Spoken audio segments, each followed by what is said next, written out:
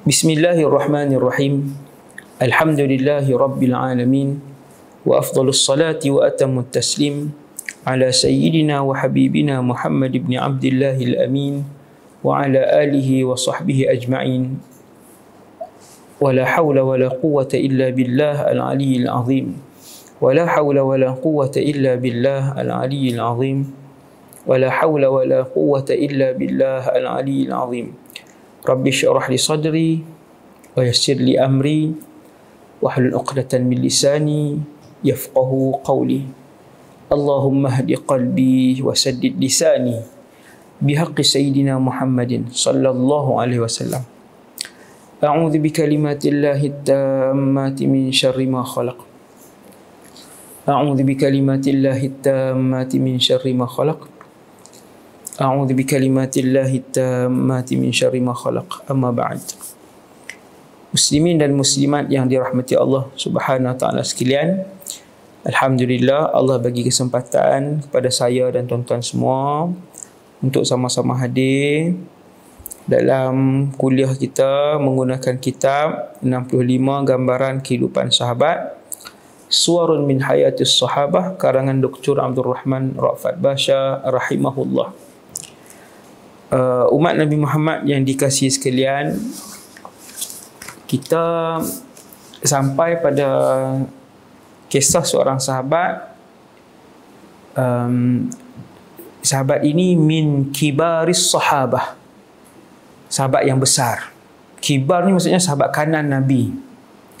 Kibar, sahabat kanan Rasulullah sallallahu alaihi wasallam. Namanya Anas ibn Malik. Pagi tadi saya sebut tentang kisah mereka menyambut Rasulullah sehingga Sayyiduna Abu Bakar ibn Abi Quhafah radhiyallahu anhu dia payung Nabi dengan selendang dia supaya penduduk Madinah tahu yang ni Rasulullah, yang dimuliakan ini Rasulullah sallallahu alaihi wasallam. Jadi orang Madinah pun tahu kata Rasulullah yang tu. Saya tak mau cerita panjang Nabi sampai, Nabi buat apa, Nabi berhenti di mana, Nabi duduk di rumah Sayyidina Abu Ayyub Al-Ansari sebagainya. Cuma setelah Rasulullah tumpang di rumah sahabat Abu Ayyub Al-Ansari selama beberapa bulan, mereka mendirikan rumah kecil untuk Rasulullah, tapi kosong lah. Waktu tu sahabat-sahabat di Madinah ada yang bawa mai cawan, saya buat bagi contoh ada bawa mai cerek, ada yang bawa mai kapet ke rumah Rasulullah, contoh pakat bawa mai seorang sikit. Sampailah giliran ibu kepada Sayyidina Anas, dia balik rumah dia tengok tak ada apa nak bagi ke Nabi, semua barang lama yang terlalu lusuh. Dia pun teringat sesuatu, lalu dia pun bawa pergi ke rumah Nabi SAW. Tuan-tuan, apakah barang yang dibawa oleh ibu Sayyidina Anas sampai di rumah Rasulullah? Ibu Sayyidina Anas nama Rumaisah bintu Milhan, dia pun perkenalkan diri dia. Dia kata, "Ya Rasulullah." Tuan-tuan boleh tengok muka surat 1 Tuan boleh tengok muka surat 1. Saat ni kita tengok muka surat 2. Boleh tengok muka surat 2 dah. Tadi saya dah hurai pagi tadi muka surat 1 dan 2. Tuan-tuan tengok bawah sekali. Dua perenggan di bawah tu. Ibu ni seorang yang bijak. Dia kata, "Ya Rasulullah, semua orang buat main sesuatu untuk kamu, di rumah aku tak ada apa ya Rasulullah. Aku ada beberapa orang anak lelaki." Tuan-tuan, insya-Allah satu hari kita akan tengok bagaimana kisah Sayyidina Anas ibn Malik yang masuk peperangan dengan abang dia yang mati syahid pada ketika itu. Abang ataupun adik dia, saya tak ingat. Adik Sayyidina Anas rasanya, wallahu alam. Nanti kita akan tengok kedua-duanya berjuang lepas Nabi wafat. Kata ibu Sayyidina Anas, Sayyidatuna Rumaisah yang dah Islam ni, dia kata, "Ya Rasulullah, di rumah kami tak ada apa. Aku hanya ada anak ini." Muslimin umat Rasulullah yang dirahmati Allah sekalian, ketika itu rupanya Sayyidah Rumaisah ni dia bawa anak dia untuk menjadi khadam kepada makhluk yang paling disayangi oleh Allah Subhanahu Wa Taala. Betapa bijaknya si ibu yang walaupun ketika itu dia bawa seorang anak yang masih kecil, umur 9 tahun, apalah bawa pergi suruh buat kerja kan. Budak baru kecil lagi, apa semua perlukan kasih sayang apa. Tetapi yang dilihat oleh Rumaisah bintu Milhan radhiyallahu anha adalah dari satu sudut yang lain. Tuan-tuan, Rasulullah sallallahu alaihi wasallam adalah ketua jin dan segala manusia yang ada di atas muka bumi ini, makhluk yang terbaik. Maksudnya kalau duduk dengan Nabi, jadi orang suruhan Nabi, jadi pembantu Nabi, khadimu Rasulillah, sudah pasti Sayyidina Anas akan jadi orang yang paling beruntung di atas muka bumi Allah. Seperti mana yang dijangkakan oleh mak Sayyidina Anas, itulah yang diperolehi oleh Sayyidina Anas radhiyallahu anhu. Manusia yang paling beruntung di atas muka bumi Allah bila boleh duduk di sisi Nabi tiap-tiap hari. Dialah yang ambil jubah Nabi, dia yang bawa jubah Nabi, dialah yang pergi beli barang keperluan Rasulullah, dialah yang pergi ambil air untuk Nabi minum, untuk Nabi berwuduk, dialah yang pergi beli barang keperluan keluarga Nabi. Tuan-tuan, Sayyidina Anas menjadi salah satu orang daripada ahli keluarga Rasulullah secara tidak langsung. Hasil dia, tuan-tuan, apa hasil kecerdikan tindakan ibu ni? Hasilnya ialah Anas ibn Malik menjadi umat Nabi Muhammad di dalam alam ini nombor 3 yang paling banyak meriwayatkan hadis Nabi SAW. Mak Sayyidina Anas kata, ya Rasulullah, kami tak ada harta, tapi aku ada beberapa orang anak laki-laki. Ya Rasulullah, Anas ibn Malik ni anak aku. Anas seorang yang pandai, dia dah boleh membaca. Sayyidina Anas boleh menulis walaupun umur dia sekitar itu. Maksudnya di kalangan yang pendidikan terurus di Madinah Munawwarah. Ya Rasulullah, suruhlah dia buat apa-apa pun. Permintaan aku satu je. Boleh tak aku nak dengar doa kamu untuk anak ini? Tuan-tuan yang dirahmati Allah sekalian, Nabi berdoa, Allahumma barik fi umurihi, wahai Allah berkatilah umur Anas, wahai Allah berkatilah keluarganya, wahai Allah ampunkanlah dia, wahai Allah masukkanlah dia ke dalam syurga. Kata Sayyidina Anas, kesemua doa Nabi ni ketika Nabi menyentuh aku, waktu Nabi baca, kesemua doa ini aku lihat dalam hidup aku. Aku menjadi manusia yang paling kaya di kota Basrah. Lepas Nabi wafat lah, Sayyidina Anas pergi Basrah. Aku menjadi manusia yang paling kaya di kota Basrah. Aku hidup sehingga umur, Sayyidina Anas duk cerita kat orang waktu tu dia masih hidup lah, mencecah 100. Umur Sayyidina Anas mencecah 100. Dan waktu Sayyidina Anas cerita hadis ni, dia kata, dan sekarang ini aku punya anak melebihi 90 orang. 90 orang anak. 90 orang anak ketika itu. Dan Sayyidina Anas kata, aku tunggu satu saja lagi hadis doa yang Nabi sebutkan kepada aku ketika hari ibu aku menghantar aku, iaitulah Nabi berdoa untuk aku masuk syurga. Masya Allah. Tahniah kepada ibu-ibu yang bijak. Mak ni selalunya kalau ayah tak syaral lah, tak syaral. Kalau ayah selalunya ayah yang tak berapa nak berfungsi sangat, selalunya ibu dia akan jadi selalunya ibu tu seorang yang sangat berfungsi lah, menyusun anak-anak dan sebagainya. Masya Allah. Saya tak kata kepada ayah Sayyidina Anas Malik, tidak. Saya sebut yang hari ni punya situasi. Kadang-kadang begitulah yang kita lihat. Jadi beruntung Sayyidina Anas memiliki ibu yang sangat bijak, mencaturkan kehidupan Sayyidina Anas. Satu-satunya kanak-kanak ketika itu yang dihantar ke rumah Rasulullah untuk dijadikan pembantu Nabi, beliau adalah Anas ibn Malik. Waktu ni baru tuan-tuan faham, semua orang yang kanak-kanak kalau duduk dengan Nabi semua jadi orang besar. Semua kanak-kanak yang duduk dengan Nabi semua jadi orang besar. Antara kanak-kanak yang duduk dengan Rasulullah yang jadi orang besar adalah Ali bin Abi Talib. Itu kanak-kanak yang dibesarkan oleh Rasulullah. Yang kedua Abdullah ibn Abbas, antara yang selalu duduk dengan Rasulullah daripada kecil. Dan yang ketiga yang duduk dengan Nabi adalah Zaid ibn Thabit, Sayyidina Zaid ibn Thabit. Yang keempat antara yang duduk dengan Nabi dan dibesarkan oleh Rasulullah adalah Anas ibn Malik. Kesemua mereka ni jadi kibarus sahabah, no? Semua jadi sahabat-sahabat yang besar, masya-Allah. Kemudian bila mak Sayyidina Anas, Rumaisah, dengar doa Nabi, dia puas hati, cukup, dia pun tinggal Sayyidina Anas. Maka bermulalah ketika itu Sayyidina Anas berusia 9 ataupun 10 tahun. Dia mula duduk dengan Rasulullah sallallahu alaihi wasallam daripada umur 9 ataupun 10 tahun, duduk dengan Nabi. Tadi saya dah sebut dah, Sayyidina Anas, tuan-tuan, Rasulullah duduk di Madinah berapa tahun? Sampai wafat 10 sahaja.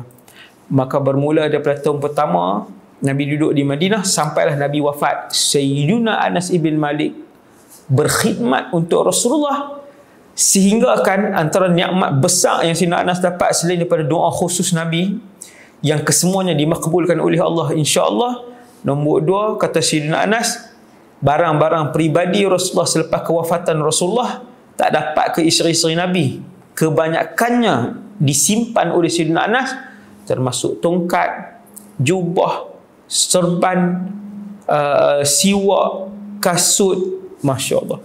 Periuk ataupun bekas yang digunakan, qadahu Rasulillah, nah, yang digunakan oleh Nabi untuk minum susu, untuk Nabi ambil semayang. Nah, periuk ni pun disimpan oleh Sayyidina Anas. Tuan-tuan, isteri-isteri Nabi pun tak dapat barang-barang ni lepas Nabi wafat, tetapi disimpan oleh Sayyidina Anas. Rambut Nabi, janggut Nabi yang banyak disimpan oleh Sayyidina Anas. Untungnya kamu, wahai Sayyidina Anas ibn Malik, dunia dan akhirat. Harta kamu dapat, ilmu kamu dapat, anak yang ramai, umur yang panjang. Hadis Nabi pun kamu yang ketiga terbanyak. Dan tuan, ini rahsia, hantar anak jadi khadam. Kalau kita ada tok-tok guru yang mulia, tok-tok guru yang alim dan saleh, tuan-tuan guru yang alim dan saleh, dua syarat ni, alim dan saleh, hantar tuan-tuan. Biar duduk tak apa, biar duduk dengan tok guru tak apa, biar dia jadi driver, biar dia yang pergi menyangkui. Nyangkui ni maksudnya menyangkul, sama no bahasa. Dia yang kutip sampah, rumput-rumput kering di rumah tok guru, tuan-tuan, biar anak itu akan dapat keseluruhan insya-Allah keberkatan dan ilmu daripada kehidupan tok guru tersebut. Tuan-tuan yakinlah, tuan-tuan yakin benda ni. Ini yang dilakukan oleh ibu Sayyidina Anas, Rumaisah bintu Milhan. Masya Allah, bermulalah kehidupan Sayyidina Anas. Sayyidina Anas cerita panjang macam-macam. Dia kata, aku sayang Nabi, aku dah jadi macam keluarga Nabi. Nabi kadang-kadang Nabi panggil ke aku Anas, Nabi panggil kepada aku Unais, ataupun Nabi panggil kepada aku Bunai, anak. Kata Sayyidina Anas, 10 tahun aku khidmat kepada Rasulullah, tak ada sekali pun Nabi mengangkat suara kepada aku. Mungkin tuan-tuan tertanya-tanya, Nabi selalu duduk rotan Sayyidina Anas dengan apa? Bukan rotan, kata Sayyidina Anas, bukan rotan, angkat suara pun tak pernah. Seperti kita hari ni, mak ayah hari ni, yang menjerkah dan mengherdik anak-anak tiap-tiap hari. Sebahagian kita, tuan-tuan belajar kisah hidup sahabat, tuan-tuan akan belajar sirah dan akhlak Nabi dalam masa yang sama. Sallallahu alaika ya Rasulullah. No? Kata Sayyidina Anas, 10 tahun Nabi tak pernah menjerkah dan mengherdik aku, tak pernah. Rasulullah SAW. Sayyidina Anas cerita, tuan-tuan boleh tengok dalam Qaswat 3 ni, perenggan bawah sekali, Nabi suruh pergi beli barang. Biasa beli barang, pergi kedai yang sekian. Sayyidina Anas dia pergi main dulu. Tuan-tuan bayang tengok macam mana kita nak marah, kita suruh anak kita pergi beli barang. Tepung, kita kata suruh beli tepung kan, sekilo. Kita tunggu di rumah, dia pergi main dulu. Surround dia main, setengah jam, sejam main. Nabi cari, Nabi jumpa. Nabi berdiri di belakang dia, Nabi tarik baju dia. Sallallahu alaihi wasallam. Nabi tarik baju Sayyidina Anas daripada belakang. Waktu Sayyidina Anas duduk main tu, Nabi hanya tanya dah. Nabi tanya, pi lagi buat yang saya suruh tak sah? Nabi tanya saja, tidak lagi. Tidak diherdik, tidak dihina, tidak dipukul, tidak disalahkan, bahkan tidak dipersalahkan langsung. Sallallahu alaihi wasallam. Satu akhlak yang tiada tolak bandingnya. Memang mustahil untuk kita capai macam tu, tapi kita sangat berazam untuk memperbaiki akhlak kita. Untuk memperbaiki akhlak kita. No?